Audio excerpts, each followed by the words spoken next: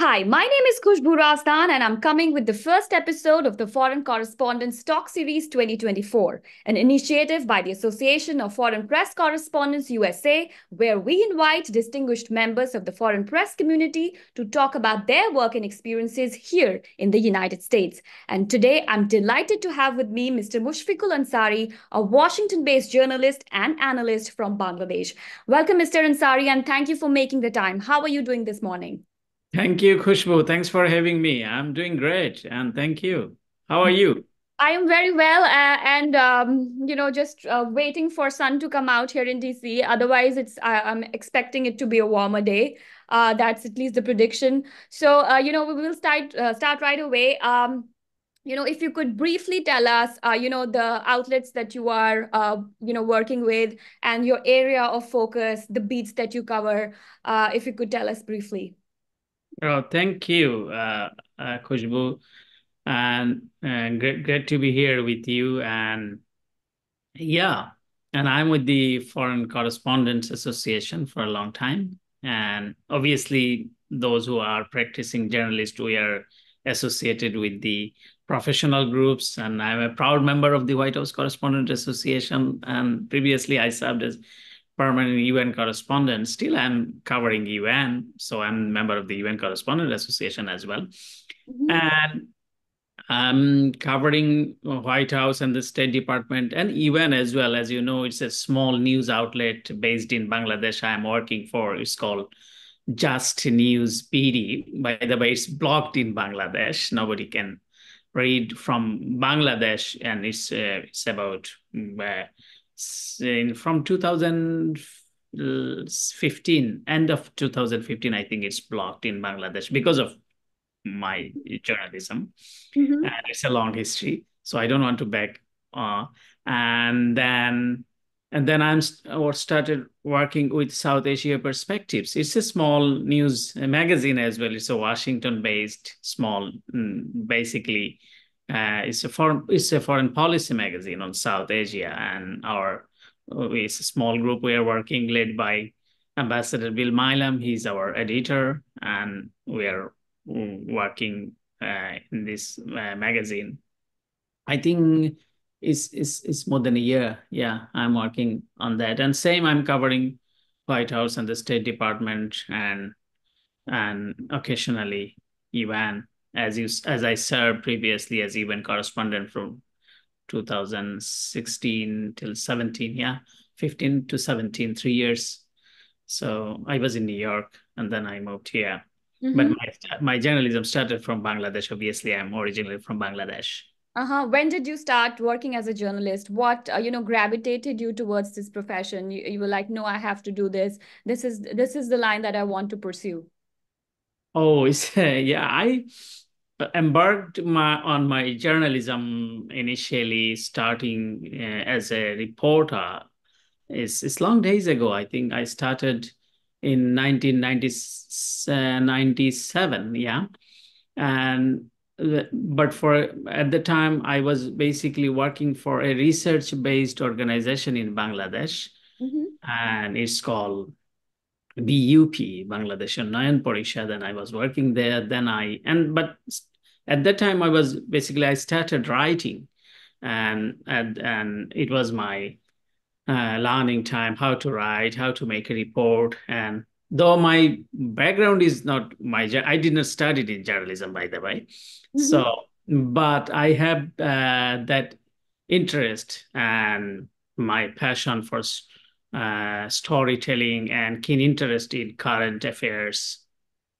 And that, you know, and from there I started journalism, and I worked a small basically I was a sports reporter initially, Mm-hmm. and I worked for a sports magazine called Kriralok in Bengali. It Mm-hmm. means the sports world, something like that. And then I worked a political magazine called Weekly Robbar, means Sunday. Mm-hmm. So both are the old, and Robber is very famous news magazine at that time, and Robber is under Robber Publications, and then I work, and for some times I worked with the government in 2001 to 2006. From 2001 to 2006, I got a position in the Prime Minister's office as assistant spokesperson. We call as assistant press secretary. So Mm-hmm. at the time, Begum Khaleda Zia was prime minister. So I served her as assistant spokesperson. Then I moved again my profession, journalism. I worked in the oldest Bengali daily, Ittefaq, as diplomatic correspondent, not for a long time though. Mm-hmm. And for a short time, I worked for the private news agency called UNB. Yeah, and then I moved in London, and in London, I involved with the Times and the Sunday Times newspaper as work experience reporter. I was not a staff correspondent, but I worked there as a work experience Mm-hmm. reporter. I hosted a TV show in Bangladesh. Oh, It's that's titled wonderful. Hello Excellency, about nearly 100, no, not 100, not much, I think, less than that, ambassadors, dignitaries, congressmen, member of House of Commons, member of the House of Lords Mm-hmm. from the UK joined my TV show. And it is, Was it your first exposure to like international media, or you had done that before? oh, no, I have done this before from Bangladesh, but obviously, but my TV show is based in Bangladesh. It's one of the private TV network called NTV, Mm-hmm. and I was their host. I was not their staff, but I hosted I see. TV show, and it was in bilanguage, Bengali and English. So diplomats are talking in English, so we are making translation for the viewers friendly, so that viewers can understand easily. So we are inviting a guest in the studio, so we are discussing what the ambassadors and the foreign dignitaries are telling about. So my show name was Hello Excellency. So it was also blocked by the as you know, the press freedom is very challenging nowadays in I Bangladesh. was coming to that point because you were saying you started as a writer, and then you moved to sports journalism, then you moved to politics, then you were with the Prime Minister's office, and then you moved back to journalism. How have you seen your country change in terms of journalism, press freedom over the years? From being, not being a reporter, being a writer, then being a reporter, being in the office, in the government office, and then going back to journalism, and then you said a lot of your your publication is blocked in Bangladesh. The interviews that you did were blocked in Bangladesh. How are things right now, and how are things different back then? Yeah, though uh, I wouldn't say that Bangladesh is all along is a press freedom is prevailing in this country. So it was more or less it was challenging in Bangladesh, and it is worse. And the yeah, I was not involved in politics directly, but I served a political figure, prime minister. It was my contractual job, so that's why the regime people are trying to categorize me as opposition, though I'm not. Mm-hmm. And but this at the time, is the press freedom situation. If you go to the press freedom index, it's declining every year. And if I when I was with the government as contractual basis, I think it was in less than, according to 180 countries. You can see the Reporters Without Borders. They are in the press freedom index. It was in the, though it was not good, but it was within the 150 countries. But now is 163 the Bangladesh position according to press freedom index. Even it is then 11 steps behind from war-torn Afghanistan. Obviously, India is very near. The in press freedom is 161, and Exactly. yeah, and the last position we are in the region. China is, I think, 179, and North Korea is 180. But in the region, Nepal is doing better. I Mm-hmm. think their position is 95 in the press freedom index, and Pakistan position is 150, I guess. So India, the largest democracy in the world, India, but the its press freedom situation is, I should say, is very vulnerable nowadays. Exactly. Yeah. Do you think Bangladesh and India are, we see both leaders, being good friends together. Do you think they're also exchanging notes on how to manage media together? Because both countries are neighbors and both countries are moving towards something, which we can call something dangerous in a way that for at least for freedom of press. Yeah. I'm a little bit frustrated about India because there it has a long-standing democratic norms and practices, and very diverse community. And very recently, I'm just observing that I think 2 years back it was 150 in the International Press Freedom Index. Now, instantly it's 10 points, downgraded. Mm-hmm. So it's very alarming. And the another alarming piece is, yeah, as you said, both the prime minister. I don't want to comment what they are thinking and what they are doing because it's visible. People know, people are aware what they are doing. And unfortunately, in 2021, Bangladesh Prime Minister, got a position, got a title. It's called the Predators of Press Freedom. Reporters Without Borders branded 37 heads of state as predators of press freedom who cracked down massively on press freedom. And one of them was Sheikh Hasina, the Bangladesh Prime Minister. So, and I'm from that country. And the main problem is Bangladesh press freedom nowadays. Government don't need to pressure because there is a sort of compromise from the newspapers owners or from the media owners. One, they are working for the Prime Minister Sheikh Hasina and her party, and some of them they are compromised because of their survival. So in more than a decade, it's 15 years Sheikh Hasina is in power. So you can imagine the authoritarian role going on in Bangladesh. Mm-hmm. And we have about more than 3,000 news papers, more than 30 TV channels, and whenever someone talking to the government, they will see, oh, see, we have a lot of news media, and there is a very vibrant so-called news media. But when you will see very closely that all the TV channels, with the most of them, 4 or 5, I think, at the time in about 15 years back, I think 6, 7 TV channel now is 30, and all the TV channels owners are either pro-government or they are directly involved with the government ministers or their brother and their family. So the news media, like newspaper, they are compromising with the government. So self-censorship is another obstacle for the press freedom in Bangladesh, and you will not see nobody is free to write in Bangladesh. Yeah, you can write, you are free, but you have to write for me, nothing in between. You have to be my man. And I can recall one of the Al Jazeera piece, all the prime ministers man. So there was a title. So all has to be talk and write for the prime minister. But still, there are people I have to admire. I have to acknowledge there are people from Bangladesh. They are practicing free journalism. I can recall one from Bangladesh. From outside, many people are talking and writing from Bangladesh.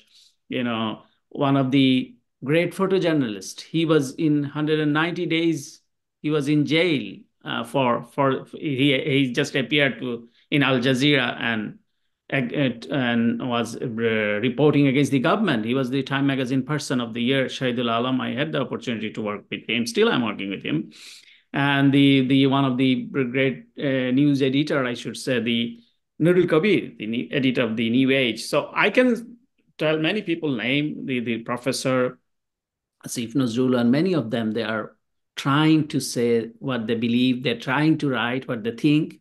So still there is people on the ground, they are trying to exercise press freedom, freedom of press in Bangladesh, but it is very costly in Bangladesh. Mm-hmm. You recently wrote a piece in this Indian publication, very respected Indian publication called The Wire, about the recent elections in Bangladesh, and you mentioned that the election has been described as a dummy election.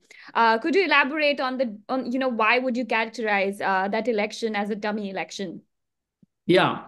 First of all, this word is chosen by all the international media, those who are writing freely.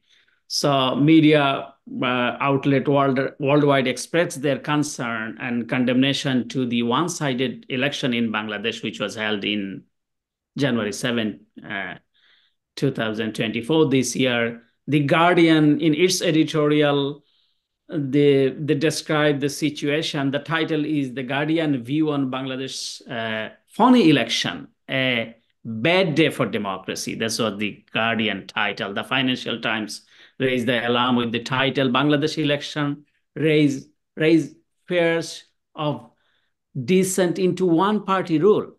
So in the BBC, they captured the essence of the skewed election process in the title "Bangladesh, the election that has turned into a one-woman show."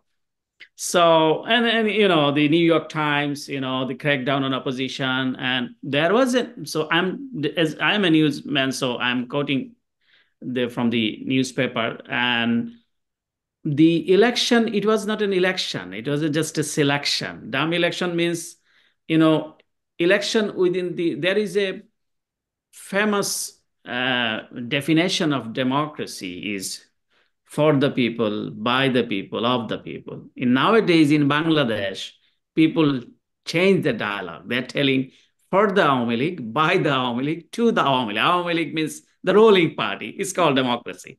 Because there is a parliament, Prime Minister is selecting opposition, and all major political party boycotted this election. Mm-hmm. And when dummy word started, because the Prime Minister herself told that they will give the dummy candidate. They are giving 100 seats in the parliament.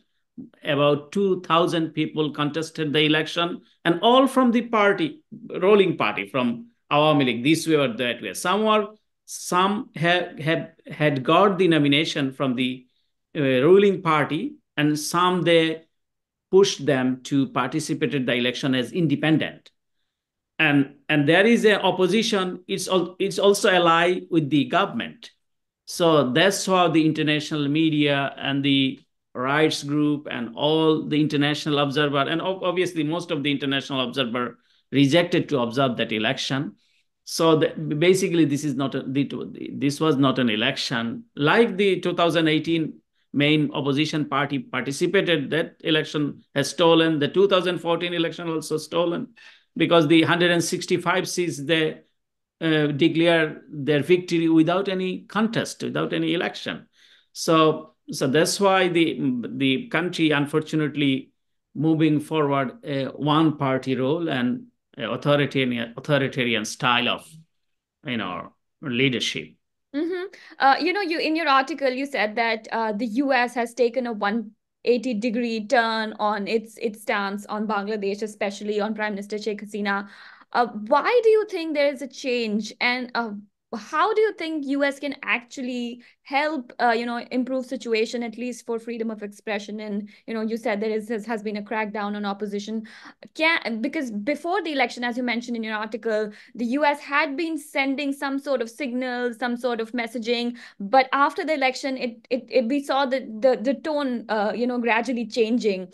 So why do you think there has been a change, and what role can the US actually play in terms of freedom of expression and freedom of press in Bangladesh?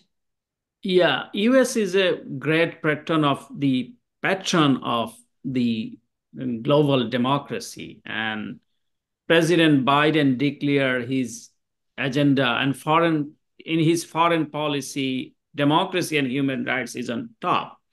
So, and the US was very beginning. US was urging for a free, fair, and credible election in Bangladesh, and they are just verbally they're saying they engaged in many ways in Bangladesh. We have seen a lot of visits, and I have asked that question many times to the White House, State Department, National Security spokesperson, and they categorically say and the Secretary Blinken also said that whole world is watching Bangladesh election, and they want to see free, fair, and credible election, and that's why they gave so many leverage on that, and the imposed visa restriction way ahead of election in May. They declared that those who will undermine the democracy and democratic electoral process, US will impose visa sanction. And in 2021, US imposed sanction on Rapid Action Battalion, and under Magnitsky Act, 6 top officials got sanctions. And so US was very much engaged, and US expressed their concern not only after the 2018 election. Same question I asked, they say it was not considered as free and fair election. And this time also US mentioned that it is neither free nor fair election. So if it is not, why not US is doing what they promised, And there was a huge expectation in Bangladesh. In many countries, US move was not that much popular when US is going. But in Bangladesh, I should say, US move was very popular because nobody can do anything. Whole opposition, they captured everything, the state apparatus doing for the ruling party. Disappearances is going on. 660 people disappeared, and they faced the extrajudicial killing. And by the way, that's why US imposed sanction on RAB, Rapid Action Battalion. It's called RAB, and the opposition, thousands before the election even, 25,000 opposition, all rank and file, they were in jail. And main opposition leader Begum Khaleda Zia, she's in jail about a decade, and according to State Department human rights report, it's a political ploy to remove her from the political process. So if US believes, so why not his action is we're seeing, and why not, US? That's why I just, and still US, because focus is diverted, though I don't believe that focus is important, because there is a set policy on every country from the US, but because of the Middle East crisis, the Gaza issues are there, and the other issue. And there is a strong belief that India influenced US to step back. And I can recall one piece from the Wall Street Journal that Bangladesh shows democracy promotion, in India, not India, Biden administration step back democracy promotion from Bangladesh. And Indian influence is very much visible. In 2014, they sent their foreign secretary to ensure Sheikh Hasina's victory. This time they did not send foreign secretary, but they involved and they try to influence that. This is a strong belief and widely believe that India was. And I can quote from India Today, before the election, there was a piece that India Today published a piece that India is backing, India, China, and Russia. They are united to back Sheikh Hasina to keep her in power. On the other hand, US is supporting opposition. That was the India Today's report. So and we have seen in Bangladesh how they engage, how people are going, the ruling party leaders are going to New Delhi, coming here and making decision. And the foreign minister publicly said, the former foreign minister, like this time after January, they appointed a new foreign minister. He said he went to Delhi and urged the Indian government to keep Sheikh Hasina in power by any means. So this is another piece that Indian influence, and India is you see, we have a strong bondage with the India in many ways. People are going there for treatment. We have the bilateral ties, but I don't know. I asked that question to the Indian diplomats and whatever. Why you are supporting an individual like Sheikh Hasina, authoritarian like Sheikh Hasina? If you value the people-to-people contact, you are claiming the largest democracy in the world. To some extent, it's true, but nowadays it's not under the Modi government. India is facing the same problem. All business tycoon grabbing the all news media outlet. The Adani captured the NDTV, and Mukesh Ambani, he bought the 70 news outlet, I guess, news media. So there is another piece or another problem within the India. But it is very frustrating why India is doing this, because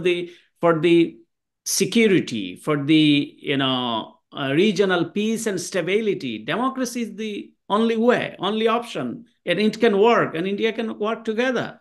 So if people can choose the leadership, so nothing can be better than this.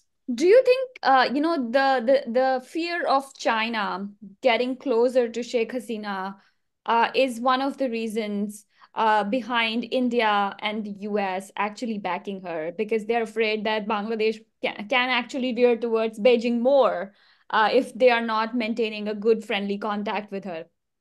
Yeah, China and Russia Russia was very much engaged in this election. We have seen their public statement. The spokesperson is condemning the U.S. role. This I did not see this. This is for the first time, and the Chinese involvement is very much visible. They are coming through the Road and Belt Initiative, and I mentioned my piece.